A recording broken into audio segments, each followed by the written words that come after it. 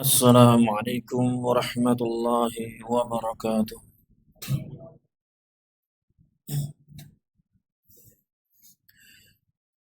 Alhamdulillah, alhamdulillah hamdan katsiran tayyiban mubarakan fi kama yuhibbu rabbuna wa yarda. Asyhadu an la ilaha illallah wahdahu la syarika lah wa asyhadu anna Muhammadan abduhu wa rasuluh. Wa sallallahu wa sallama wa baraka ala nabiyyina Muhammadin wa ala alihi wa sahbihi ajma'in. Amma ba'd.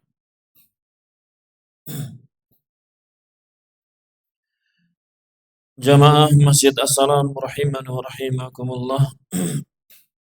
Alhamdulillah di petang hari ini kita bisa berjumpa kembali, bermajlis bersama, melanjutkan pelajaran rutin kita, yakni belajar ilmu fikih, mempelajari ilmu fikih, dan alhamdulillah kita sudah sampai di pembahasan tentang haji. Kemudian salawat dan salam semoga senantiasa tercurahkan kepada suri teladan kita Rasulullah Muhammad sallallahu alaihi wasallam, kepada para keluarganya, kepada para sahabatnya, dan juga kepada para pengikutnya sampai yaumul akhir nanti. Jamaah rahimakumullah, mengingatkan bahwasannya telah berlalu pelajaran kita perkara-perkara yang rukun dalam haji. Kemudian ada di sana perkara-perkara yang wajib di dalam haji. Ada perkara-perkara yang sunnah. Kemudian perkara-perkara yang terlarang juga bagi mereka orang yang sedang ihram. Ini perkara-perkara yang hendaknya bagi kita, terutama bagi seseorang yang dia mau melaksanakan haji atau umrah, dia memahaminya, rukun-rukunnya, kewajiban-kewajibannya, kemudian sunnah-sunnahnya, dan juga perkara-perkara yang terlarang. Karena dari setiap perkara tersebut ada konsekuensinya apabila ditinggalkan, baik sengaja maupun lupa, ada konsekuensinya. Kalau rukun-rukun haji yang 4 atau rukun umrah yang 3 ini ditinggalkan, salah satunya saja ditinggalkan sengaja maupun lupa, maka apa yang terjadi? Tidak sah hajinya, tidak sah umrahnya. Apabila ditinggalkan sengaja maupun lupa. Kalau perkara-perkara yang wajib ditinggalkan sengaja maupun lupa, Maka apa? Konsekuensinya dia harus apa? Ada fidyahnya, ada tebusannya, ada tebusannya apabila dia meninggalkan salah satu kewajibannya. Bisa dengan menyembelih hewan kurban, menyembelih kambing, atau dengan berpuasa, atau dengan memberi makan orang miskin. Sudah berlalu ketentuannya. Kalau perkara-perkara yang sunnah ditinggalkan sengaja maupun lupa, maka apa konsekuensinya? Apa? Iya, tidak berpengaruh terhadap keabsahan hajinya. Tidak berpengaruh. Cuma apa? Berkurang kesempurnaan hajinya. Iya. Seharusnya pahalanya lebih banyak jadi berkurang karena dia meninggalkan sunnahnya. Adapun kalau dia melakukan perkara-perkara yang terlarang bagi seseorang yang sedang ihram, maka apa? Dia membayar, dia melakukan apa? Ada tebusannya bagi mereka. Ada tebusannya. Dan ini sudah berlalu di pertemuan yang lalu, yakni tentang tebusan karena melakukan perkara-perkara yang terlarang. Ya. Tergantung apa dia melakukan apa yang terlarang tersebut. Kalau dia melakukan jima ketika dalam keadaan ihram, maka apa? Menjadi apa? Batal hajinya. Kalau dia melakukan jima dengan istrinya ketika dalam keadaan ihram, maka apa? Membatalkan hajinya. Membatalkan hajinya. Adapun yang lainnya, yang selain dari jima, maka apa? Dia cukup membayar dam, tebusannya. Ada fidyahnya, tebusannya. Ya. Maka hendaknya 4 perkara tadi apa difahami. Kemudian di pekan yang lalu kita bacakan tentang masalah hewan hadyu ini, hewan hadi ini dan hukum-hukumnya. Kemarin sudah kita baca 3, yakni yang pertama hadyu tamattu wal kiram. Ini apa? Hewan hadyu yang dia kerjakan, yang wajib dia kerjakan dalam rangka bersyukur. Karena sudah mengerjakan haji tamattu atau haji kiram. Ya. Kemudian yang kedua yakni hadyul jubran. Dikerjakan, ini wajib dikerjakan karena meninggalkan suatu kewajiban atau karena dia melakukan perkara yang terlarang. Namanya hadyu al-jubran. Kemudian yang ketiga yakni hadyu tatawwu. Hadyu yang sifatnya sunnah. Hadyu yang sifatnya sunnah. Memang dia memiliki keinginan untuk menyembelih hewan kurban dalam rangka mendekatkan diri kepada Allah Subhanahu wa taala. Ya. Kemudian sekarang yang keempat, jenis hadyu yang terakhir yakni hadyun nadr. Hadyu an-nadri, yakni hadyun nadar. Menyembelih hewan hadyu karena ada nadar, dia bernadar.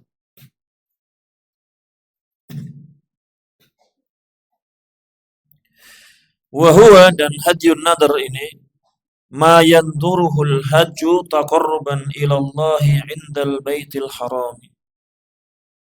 Yakni sesuatu yang seseorang yang berhaji tadi dia bernadar. Dia bernadar untuk menyembelih hewan kurban dalam rangka mendekatkan diri kepada Allah di Baitul Haram, ya, di tanah haram. Dia bernadar untuk melakukan penyembelihan di tanah haram, di Mekah. Ya. Dilakukan oleh orang yang haji. Dia apa? Bernadar kalau saya berangkat haji misalnya, saya akan menyembelih hewan kurban di sana. Hewan apa? Hadyu, hewan kurban di sana. Maka apa? Ya dikerjakan nadar ini, dikerjakan nadar ini. Ya.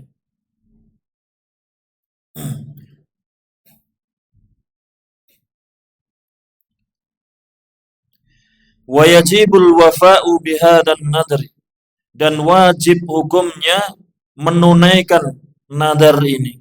Wajib hukumnya menunaikan nadar.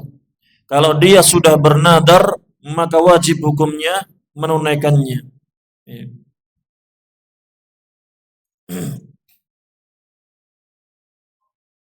Walaupun hukum nadar ini berbeda-beda ya, ada silang pendapat di kalangan para ulama rahimahumullah tentang hukum seseorang yang bernadar.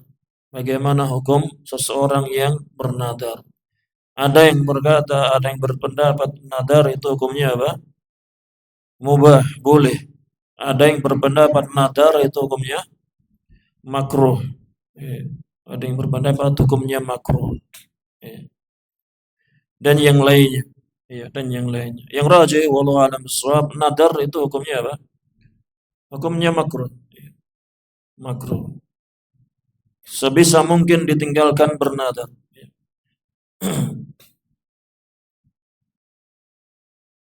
Tapi kalau sudah terlanjur bernadar, maka apa?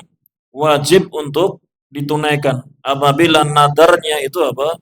Dalam rangka ketaatan kepada Allah Subhanahu wa taala. Bernadar untuk berpuasa sunnah, bernadar untuk melakukan sholat sunnah dan seterusnya, maka apa? Wajib bagi dia mengerjakannya. Yakni liqaulihi ta'ala, karena firman Allah Ta'ala dalam surat Al-Hajj ayat yang ke-29, "Tsummal yaqdu tafathahum wal yufu nudurahum." Kemudian hendaklah mereka ini apa? Membersihkan kotoran-kotoran mereka, dan hendaklah mereka menunaikan nadar-nadar mereka. Ya, ini apa? Nadar untuk menyembelih ini. Menyembelih hadyu ini, hewan kurban.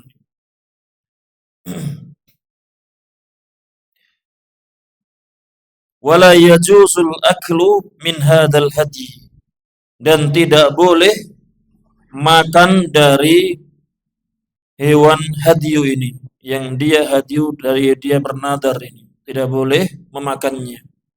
Seorang yang dia bernadar untuk menyembelih hadyu di sana, maka tidak boleh dia apa? Memakan dagingnya. Ini jenis yang keempat dari jenis-jenis hadyu. Ya.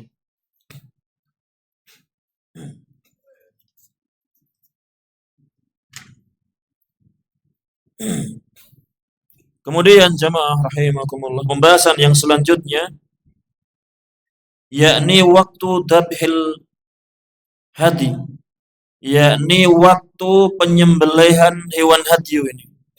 Kapan disembelihnya? Kapan disembelihnya hewan hadyu ini? Karena hadyuan bermacam-macam. Ya, bermacam-macam.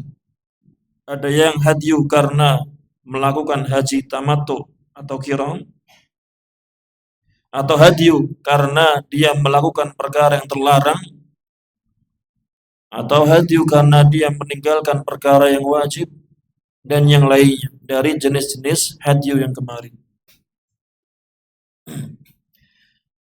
Kapan penyembelihannya? Dijelaskan di sini, hadyu tamattu'i wal qiran. Untuk hadyu tamattu' dan qiran atau hadyu syukran, yabda'u waktuhu min ba'di sholatil Aid. Waktunya dimulai dari setelah sholat Aid. Yauman Nahar, di hari Idul Fitri, di hari Idul Adha, Yaumun Nahar, di tanggal 10 Dzulhijjah. Ila akhiri ayyamit tasyriqi, sampai akhir hari tasyrik. Waktu penyembelihan hadyu tamattu dan qiran, jenis hadyu tamattu dan qiran, waktunya dimulai setelah apa? Dilaksanakan sholat Aid sampai hari tasyrik yang terakhir, 13 Dzulhijjah.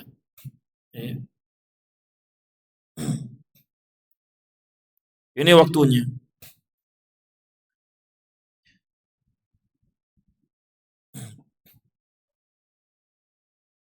Kemudian yang jadi catatan bagi jamaah haji, maka bagi jamaah haji tidak ada kewajiban bagi mereka untuk mengerjakan sholat Id. Ya, tidak ada apa kewajiban, tidak ada perintah bagi mereka untuk mengerjakan sholat Id.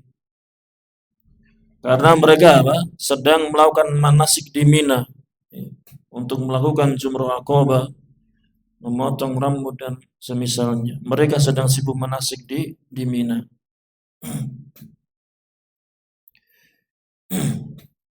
Jadi tidak ada sholat Id bagi jamaah haji. Ya, tidak ada sholat Id bagi jamaah haji. Ini waktu hadyu tamattu dan qiran. Wa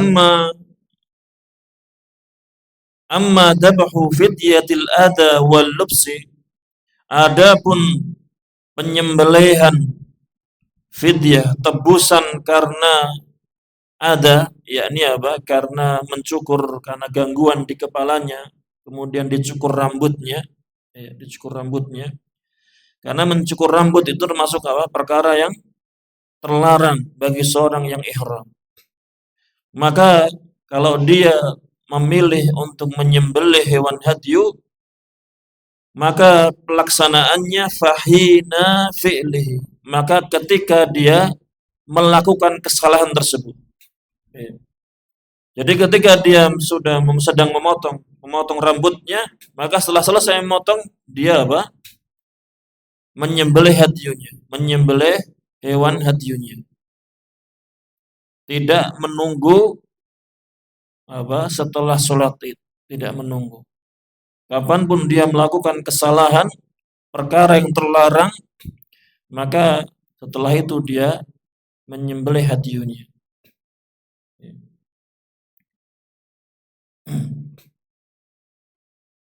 Wa kadzalika al-fidyatul wajibatu li tarki wajibin. Dan demikian juga tebusan yang wajib karena meninggalkan kewajibannya. Atau dia meninggalkan perkara-perkara yang wajib di dalam haji, maka apa? Ketika itu juga dia menyembelih hadyunya. Ya, kalau dia memilih fidyahnya dengan hewan hadyu. Ya. Maka setelah dia melakukan kesalahan, meninggalkan kewajiban tersebut, maka dia langsung menyembelih hadyunya. Tidak perlu menunggu dikumpulkan hadyunya nanti baru sembelih, tidak. Ya.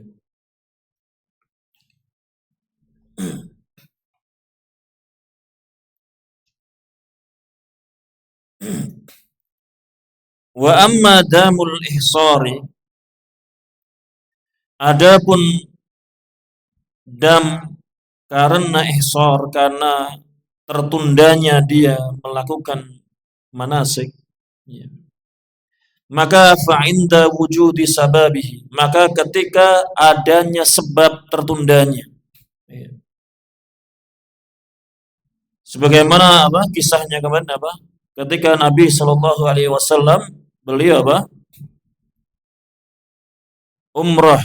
Ya, ini sekalian koreksi karena kemarin di pekan yang lalu kayaknya saya omongnya haji. Ya. Ketika Nabi SAW mau umrah, beliau tertunda, tertahan di Hudaybiyah karena dilarang oleh orang-orang musyrikin Quraisy untuk masuk kota Mekah. Ya. Sehingga ketika tertahan tidak bisa mengerjakan umrahnya, maka Nabi SAW pun apa? Menyembelih hadyu di situ, di Hudaybiyah. Ya. Ketika itu juga disembelih. Wa huwa, yakni sembelihannya itu berupa syatun, yakni seekor kambing. Au sub'u badanatin, atau sepertujuh unta. Maksudnya 7 orang apa? Patungan untuk menyembelih 1 ekor unta. Au sub'u bakaratin, atau sepertujuh sapi. 7 orang dia patungan untuk membeli 1 ekor sapi kemudian disembelih. Liqaulihi ta'ala, karena firman Allah Ta'ala, fa in uhsirtum famastaisara minal hadi. Maka jika kalian tertahan, maka sembelihlah hewan hadi yang mudah, ya, yang mudah dia dapatkan. Ya. Ini waktu penyembelihan hewan hadi. Ya. Yakni hadi tamattu ketika apa? Waktu penyembelihannya setelah selesai sholat Id sampai selesai atau akhir hari tasyrik. Adapun hadyu jubran atau hadyu yang karena dia melakukan perkara-perkara yang terlarang atau karena dia meninggalkan kewajiban, maka dikerjakan kapan? Ketika dia melakukan kesalahan tersebut. Ya. Demikian juga dam hadyu yang karena dia tertahan tidak bisa melanjutkan umrahnya atau hajinya, maka di situ dia kerjakan, dia sembelih. Ketika itu dia sembelih. Ini waktunya. Kemudian yang selanjutnya yakni makanud dzabhi, yakni tempat penyembelihannya.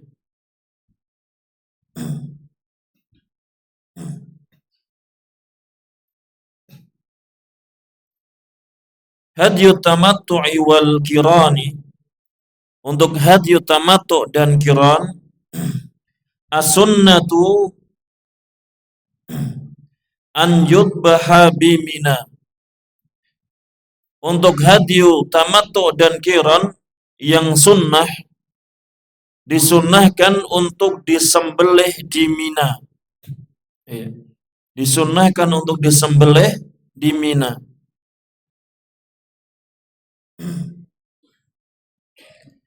Wa in dabahu fi ayyi juz'in min ajza'il harami jaza.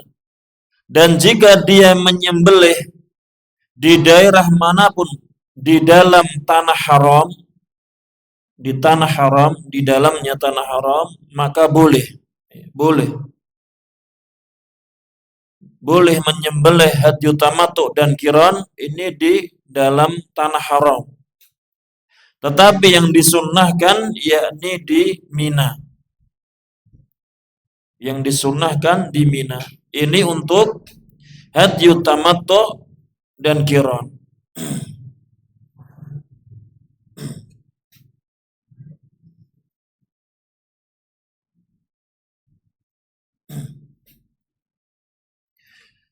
Wa kadzalika fityatu tarkil wajibi wa fi'lil mahdhuri, dan demikian juga tebusan atau hadyu karena meninggalkan kewajiban dan atau melakukan perbuatan yang terlarang. Fala tudbahu illa fil haram. Tidak disembelih kecuali di tanah haram. Ya. Disembelihnya di tanah haram.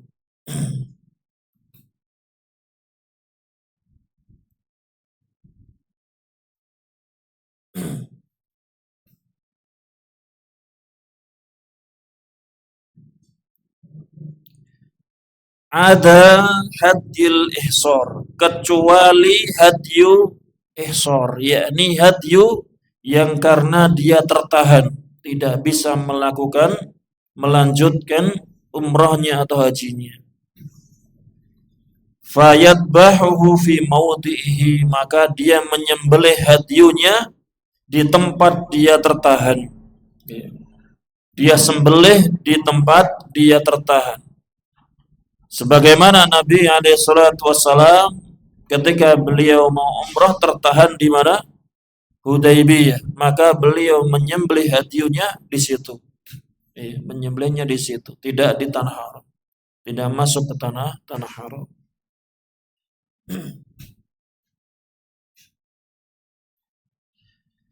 Ini tempat penyembelihan hadyunya. Amma siyamu, adapun puasanya, kalau dia memilih puasa, kalau dia memilih puasa karena melakukan perkara yang terlarang, maka dia milih puasa misalnya. Di saya puasa saja. Maka fayudzi'uhu fi kulli makanin. Maka sah bagi dia di tempat manapun puasanya. Sah bagi dia untuk berpuasa di tempat manapun. Di tanah haram maupun di luar tanah haram.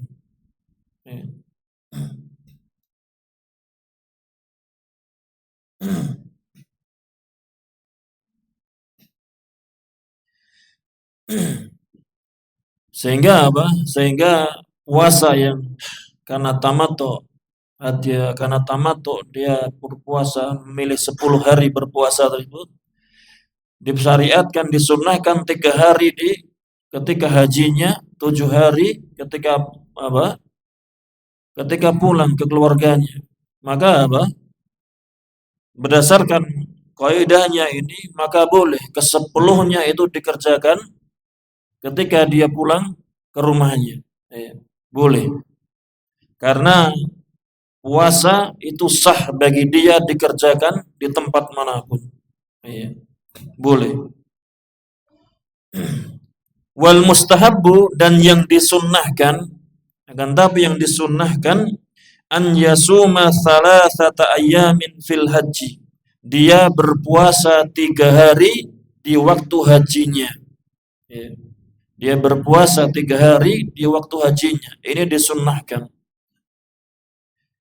Wa sab'atan idza raja'a ila ahli, dan 7 harinya apabila dia kembali kepada keluarganya.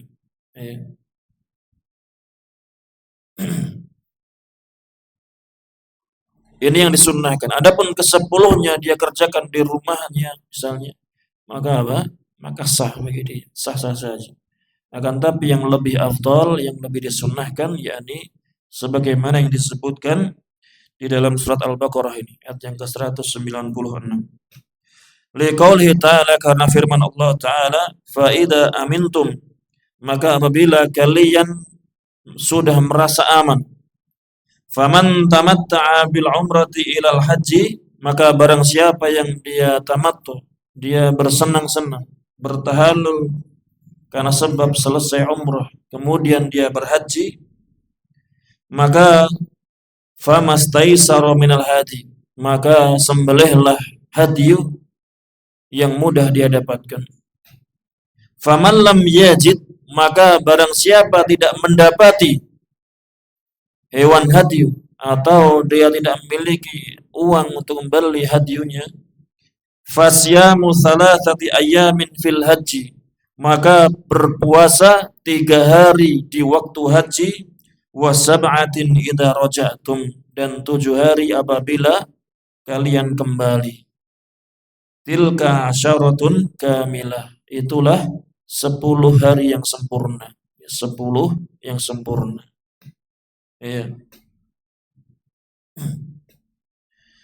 Ini apabila apa? Puasa ini bukan pilihan.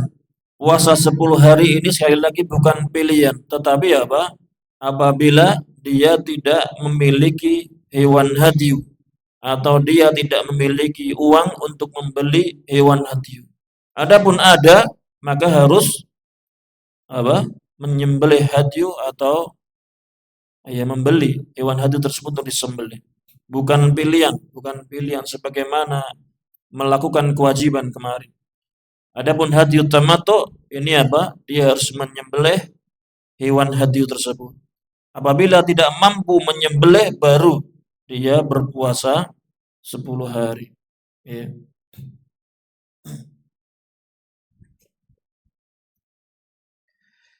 Kemudian wa yustahabbu, dan disunnahkan an yadbahal hajju bi nafsih, disunnahkan bagi seorang yang haji itu menyembelih sendiri. Disunnahkan dia menyembelih hewan hajinya sendiri.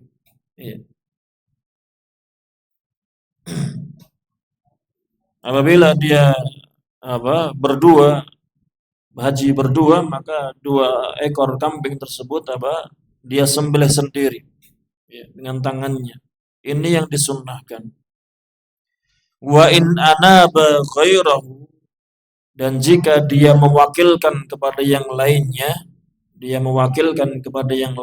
untuk menyembelih, fala ba'sa bidzalik, maka tidak masalah. Boleh, ya, boleh bagi dia mewakilkannya. Wa yustahabbu an yaqula 'inda dzabhi, dan disunnahkan untuk mengucapkan ketika menyembelih, untuk mengucapkan bismillahi Allahumma hada minka walaka. Ketika menyembelih disunnahkan mengucapkan bismillahi Allahumma hada minka walaka.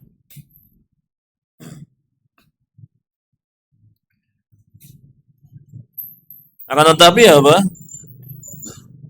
mungkin maksud dari penulis di sini yang disunnahkan yakni kalimat Allahumma hada minka walaka.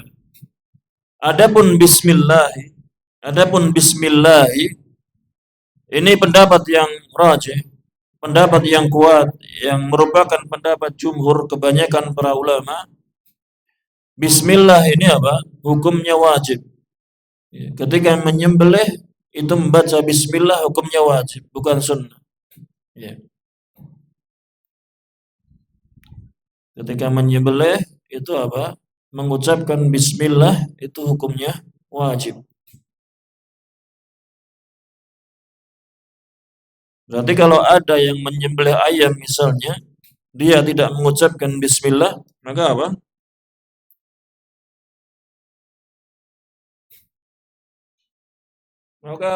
Kalau dia tidak mengucapkan bismillah, maka sembelihannya itu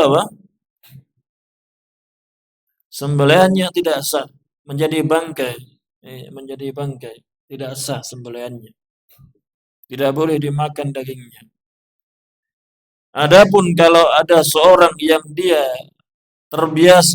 sudah terbiasa menyembelih hewan apapun hewannya, dan dia sudah terbiasa mengucapkan bismillah, dan kebetulan dia suatu kali lupa, kelewatan mengucapkan bismillah, ya dia lupa, maka maka yang keadaan seperti ini dimaafkan, dimaafkan, maka tidak masalah dengan hewan sembelihannya, ya. Dengan seperti ini tidak masalah keadaannya.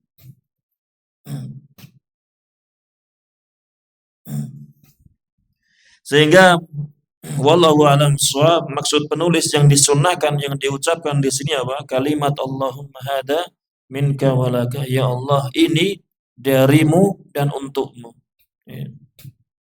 Ini yang disunnahkan. Adapun bismillah, ucapan bismillah ini hukumnya wajib, ya. Kemudian pembahasan yang terakhir dari hadis ini, sebelum kita lanjutkan, ini ada pertanyaan yang terkait dengan hadis. Pertanyaannya, jika kewajiban haji yang dilanggar lebih dari satu, berapa hadiah yang harus dibayarkan? Baik yang berupa binatang atau puas yang dikerjakan. Setiap kewajiban yang dia tinggalkan, maka satu hadiah. Satu hadiah yang dia harus korbankan. Makanya penyembelihan hadiah ini setiap kali dia melakukan kesalahan, dia sembelih. Ketika nanti setelah sembelih dia melakukan kesalahan lagi, maka sembelih lagi, dan seterusnya.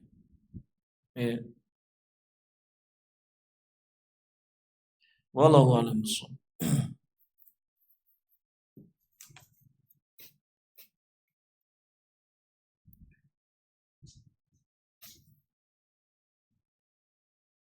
Kemudian pembahasan yang terakhir yakni amma syurutul hadi, adapun syarat-syarat hewan hadiyu ini, fahiya syurutul udhiyati nafsiha, maka syarat-syarat hewan hadiyu ini yaitu sama seperti syarat-syarat untuk hewan kurban. Untuk hewan kurban yang kita sembelih di 10 Dzulhijjah, di hari Idul Adha itu. Syarat-syaratnya sama. Ya, ini yang pertama disebutkan secara globalnya di sini. Yang pertama syarat-syaratnya an yakuna min bahimatil an'ami al-ibli wal baqari wal ghanami, yakni hewan hadiunnya itu harus berupa hewan ternak, baik unta, sapi atau kambing. Tidak boleh yang lainnya. Kalau kerbau bagaimana?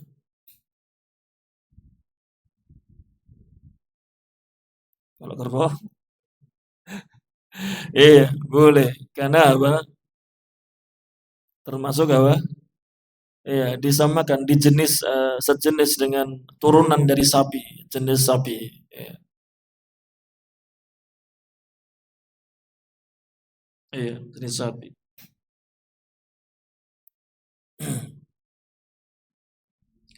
Ini syarat yang pertama. Syarat yang kedua, an yakuna khalian minal uyubil lati tamna'ul izza. Yakni hewan hadiu tersebut yakni bersih dari aib-aib yang menghalangi keabsahannya. Aib-aib yang menghalangi keabsahannya. Contoh aibnya yakni kal maradi, seperti hewan tersebut sakit dengan sakit yang jelas, yang nampak sakitnya. Wal awar, yakni matanya buta sebelah. Mata hewan hadiu tadi buta sebelah, maka tidak sah. Kalau buta semuanya sah tidak? Iya, lebih tidak sah lagi ya. Satu saja tidak sah, apalagi dua-duanya. Bukan terus dipahami, dua. Kalau dua berarti nggak apa-apa, bukan. Kemudian aib yang ketiga al-araj. Al-araj, yakni pincang kakinya dengan pincang yang nampak pincangnya. Kalau jalan mesti terlambat sendiri, kalah dengan teman-temannya. Kemudian yang terakhir wal huzal, yakni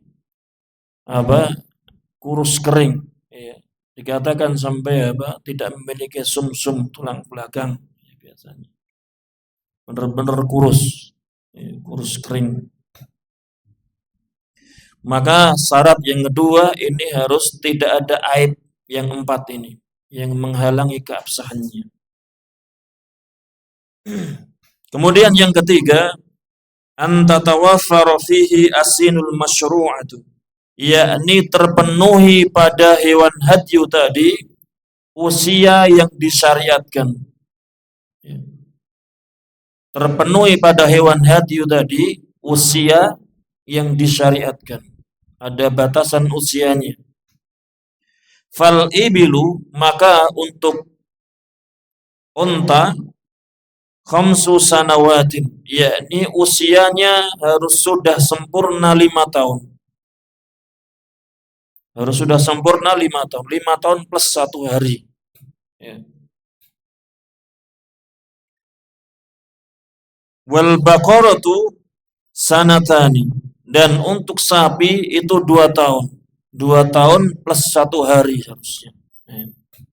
Sudah sempurna 2 tahun. Bukan kurang lebih 2 tahun, tapi sudah sempurna 2 tahun, kemudian lebih.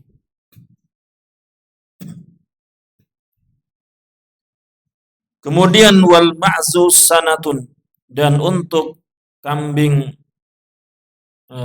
istilahnya kambing Jawa, mais, kambing Jawa berusia 1 tahun penuh, sempurna usia 1 tahun. Kambing Jawa itu kambing yang mana? Yang bulunya biasanya tidak terlalu tebal ya. Wada'nu sittatu ashhurin, dan untuk domba, kalau yang di kita itu kambing Kudus gembel, kudus gembel. Masuk domba yang bulunya lumayan tebal. Maka usianya sudah sempurna 6 bulan. usianya sudah sempurna 6 bulan. Maka itu usia-usia yang disyariatkan, sudah sah, sudah diperbolehkan untuk dijadikan hewan hadyu atau hewan kurban. Ya. Dan untuk pembahasan hewan kurban, penyembelihan nanti di akhir-akhir Kitabul Haji ini, bab haji ini nanti akan dibahas tentang apa? Udhiyah, yakni kurban. Ya. Maka dengan ini selesai pembahasan tentang hadyu dan waktunya dan tempatnya kapan, syarat-syaratnya sudah selesai. Maka insyaallah di pekan depan kita masuk di bab baru, yakni sifatul haji wal umrah, yakni tentang tata cara haji dan umrah. Masih di seputar haji dan umrah ya. Dari cara haji dan umrah dari awal, dari mikot sampai selesainya diurutkan. Kalau kemarin yang kita bahas itu kan diklasifikasi, mana yang rukun, mana yang wajib, mana yang sunnah. Kemudian di bab yang selanjutnya diurutkan tata caranya. Ya, diurutkan tata cara haji dan umrah. Maka ini saja di kesempatan kali ini.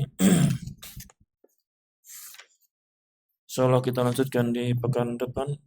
Mungkin ada salah kata, salah ucap, kami minta maaf yang sebesar-besarnya. Saya akhiri wassallallahu ala nabiyyina Muhammadin wa ala alihi washabbihi wasallam. Jazakumullahu khairan. Wassalamualaikum warahmatullahi wabarakatuh.